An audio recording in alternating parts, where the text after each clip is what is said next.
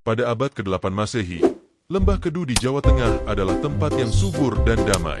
Dikelilingi gunung-gunung besar seperti Gunung Merapi dan Gunung Merbabu, wilayah ini menjadi pusat kehidupan masyarakat Jawa kuno. Para petani bekerja di sawah yang hijau, sementara kerajaan-kerajaan mulai berkembang di tanah ini.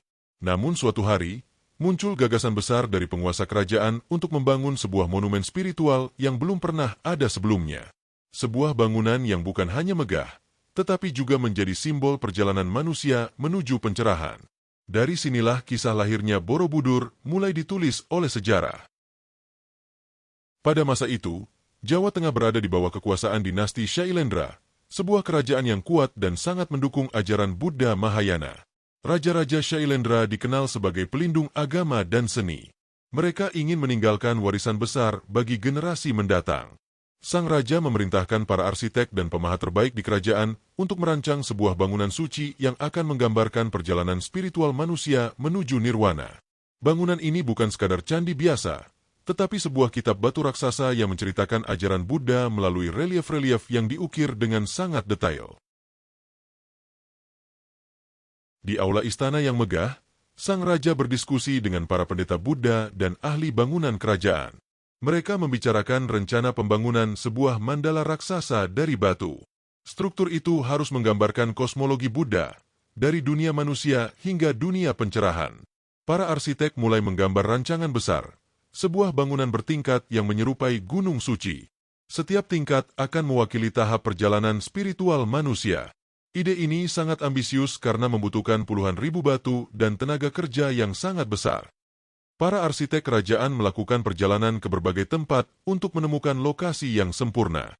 Akhirnya mereka memilih sebuah bukit di tengah Lembah Kedu. Tempat itu dianggap suci karena berada di antara dua sungai dan dikelilingi gunung-gunung besar. Dalam kepercayaan kuno, tempat seperti ini melambangkan keseimbangan alam semesta. Bukit itu kemudian diratakan dan dipersiapkan menjadi fondasi bangunan besar yang akan berdiri di atasnya. Pembangunan dimulai dengan mengumpulkan batu andesit dari sungai-sungai sekitar. Batu-batu besar dipotong dan diangkut menggunakan tenaga manusia dan hewan. Ribuan pekerja, pemahat, dan tukang batu bekerja bersama dalam proyek raksasa ini. Mereka menyusun batu tanpa menggunakan semen, tetapi dengan teknik penguncian batu yang sangat presisi. Pekerjaan ini membutuhkan waktu puluhan tahun dan ketelitian yang luar biasa. Seiring waktu berlalu, struktur candi mulai terbentuk. Tingkat demi tingkat dibangun dengan susunan batu yang rapi. Para arsitek merancang candi dalam bentuk mandala 3 dimensi. Bangunan ini memiliki beberapa tingkat yang melambangkan tahapan spiritual dalam ajaran Buddha. Setiap tingkat dirancang dengan detail yang rumit, agar pengunjung dapat berjalan mengelilinginya sambil merenungkan ajaran kehidupan. Para pemahat mulai mengukir relief di dinding candi. Relief ini menggambarkan kisah kehidupan Buddha, cerita moral, dan perjalanan manusia menuju pencerahan. Setiap ukiran dibuat dengan sangat detail, memperlihatkan kehidupan masyarakat Jawa kuno, kapal, istana, dan alam. Relief-relief ini menjadikan Borobudur seperti sebuah buku besar yang terbuat dari batu. Pembangunan Borobudur bukan hanya tentang raja dan arsitek, tetapi juga tentang ribuan pekerja yang mengorbankan tenaga mereka. Setiap hari mereka mengangkat batu berat, memahat relief, dan menyusun struktur candi. Meski pekerjaan sangat berat, mereka percaya bahwa pekerjaan ini adalah bagian dari pengabdian spiritual. Candi ini dibangun untuk menggambarkan 3 dunia dalam ajaran Buddha, dunia nafsu manusia, dunia bentuk, dan dunia tanpa bentuk. Setiap tingkat candi melambangkan tahap perjalanan menuju pencerahan. Saat peziarah berjalan dari bawah ke atas, mereka secara simbolis menjalani perjalanan spiritual menuju kesadaran yang lebih tinggi.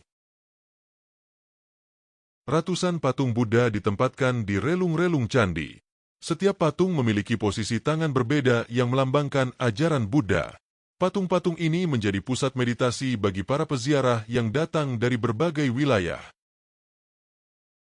Setelah bagian utama candi selesai dibangun, para arsitek kerajaan mulai membangun stupa-stupa di tingkat atas. Stupa ini berbentuk seperti lonceng besar yang disusun melingkar di puncak bangunan. Di dalam setiap stupa terdapat patung Buddha yang melambangkan kesempurnaan spiritual. Para pemahat bekerja dengan penuh ketelitian agar setiap stupa memiliki bentuk yang harmonis dan seimbang. Tingkat atas candi ini dirancang berbeda dari tingkat di bawahnya, karena melambangkan dunia spiritual yang lebih tinggi. Dari kejauhan, stupa-stupa itu terlihat seperti mahkota batu yang menghiasi Borobudur, menandakan bahwa perjalanan spiritual manusia hampir mencapai puncaknya. Di tengah lingkaran stupa kecil, para arsitek membangun satu stupa utama yang menjadi pusat dari seluruh struktur candi. Stupa ini melambangkan kesempurnaan tertinggi dalam ajaran Buddha, yaitu keadaan nirwana. Bentuknya sederhana namun sangat sakral. Tidak ada relief atau ukiran rumit di bagian atas ini, karena dalam filosofi Buddha, tingkat tertinggi dari pencerahan adalah keadaan yang melampaui bentuk dan kata-kata. Saat matahari terbit menyinari puncak Borobudur, cahaya keemasan menyelimuti stupa utama, menciptakan suasana yang sangat damai dan penuh makna spiritual bagi para peziarah yang datang. Setelah selesai dibangun, Borobudur menjadi pusat ziarah besar bagi umat Buddha di Nusantara. Para biksu dan peziarah datang dari berbagai daerah untuk berdoa dan bermeditasi di tempat suci ini. Mereka berjalan mengelilingi setiap tingkat candi searah jarum jam, mulai dari bagian paling bawah hingga mencapai puncak. Selama perjalanan itu, mereka membaca relief-relief yang menceritakan ajaran Buddha dan kisah kehidupan manusia. Perjalanan ini bukan sekadar berjalan, tetapi simbol perjalanan spiritual dari dunia penuh keinginan menuju kebijaksanaan dan pencerahan sejati. Selama berabad-abad, Borobudur menjadi pusat kegiatan keagamaan yang penting di Jawa. Para biksu mengajarkan ajaran Buddha kepada para murid, sementara masyarakat datang untuk melakukan ritual dan berdoa. Candi ini juga menjadi simbol kejayaan dinasti Shailendra yang berhasil menciptakan salah satu bangunan terbesar di dunia pada zamannya. Relief-reliefnya menjadi sumber pengetahuan tentang kehidupan masyarakat kuno, perdagangan, budaya, dan perjalanan laut. Borobudur bukan hanya tempat ibadah, tetapi juga pusat peradaban yang memperlihatkan kemajuan seni dan arsitektur Jawa kuno. Seiring berjalannya waktu, kekuasaan di Jawa mulai berubah. Kerajaan-kerajaan baru muncul, dan pusat pemerintahan berpindah ke wilayah lain. Aktivitas gunung berapi di sekitar Lembah Kedu juga semakin sering terjadi, menutupi sebagian wilayah dengan abu vulkanik. Perlahan-lahan Borobudur mulai ditinggalkan oleh para peziarah. Tanpa perawatan, tanaman liar mulai tumbuh di antara batu-batu candi. Bangunan yang dulu ramai dengan doa dan ritual kini menjadi sunyi. Alam perlahan mengambil kembali tempat yang pernah dipenuhi oleh manusia.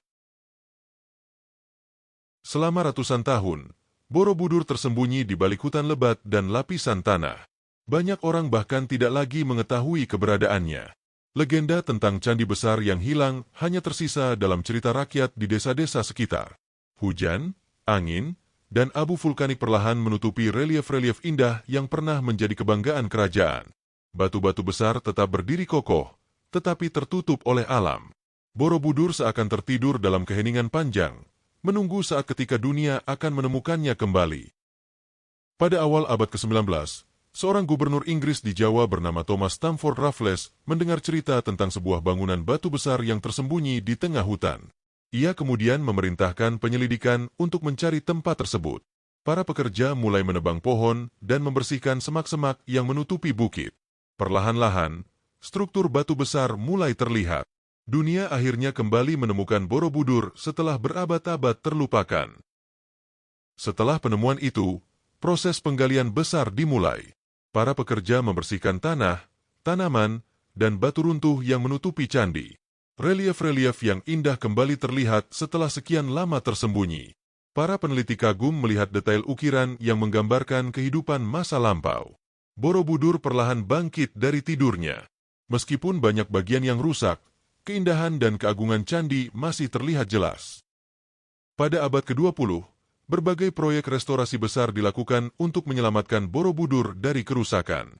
Para arkeolog dari berbagai negara bekerja sama memperbaiki struktur batu yang runtuh dan memperkuat fondasi candi. Upaya ini bertujuan agar Borobudur dapat bertahan untuk generasi mendatang. Setelah melalui proses panjang, Borobudur akhirnya diakui sebagai situs warisan dunia oleh UNESCO, menandakan pentingnya candi ini bagi sejarah umat manusia. Hari ini, Borobudur berdiri sebagai salah satu keajaiban arsitektur terbesar di dunia. Ribuan wisatawan dan peziarah datang setiap tahun untuk melihat keindahannya dan merasakan suasana spiritualnya. Batu-batu yang disusun lebih dari 1000 tahun lalu masih menyimpan cerita tentang kebijaksanaan, kesabaran, dan kepercayaan manusia. Borobudur bukan hanya peninggalan masa lalu, tetapi juga simbol warisan budaya Indonesia yang sangat berharga. Di tengah lembah hijau Jawa, candi ini terus berdiri megah, mengingatkan dunia bahwa peradaban besar pernah tumbuh di tanah Nusantara.